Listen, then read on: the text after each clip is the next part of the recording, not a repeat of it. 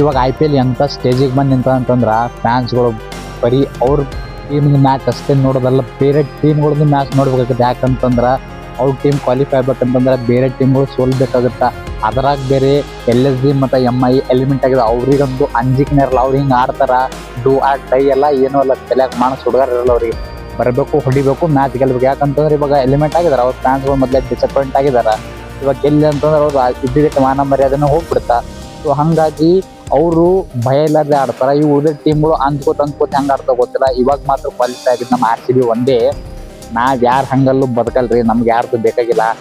ಮತ್ತು ನೋಡ್ಬೇಕಂತಂದ್ರೆ ಇನ್ನೂ 3 ಪ್ಲೇಸ್ ಯಾವ ಟೀಮ್ ಆಗತ್ತಂತ ಹೇಳಕ್ ಬರಲ್ಲ.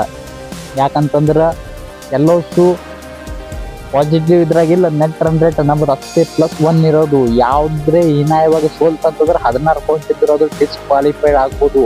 ಇವನ್ GT ಕೂಡ ಹೇಳಕ್ ಬರಲ್ಲ. ಸ್ವಲ್ಪ ಹೀನಾಯವಾಗಿ ಸೋತ್ರಂತಂದ್ರೆ ಮುಗಿತು, ಅವ್ರನ್ನ ಔಟ್ ಆಫ್ ದಿ ಟೂರ್ನಮೆಂಟ್.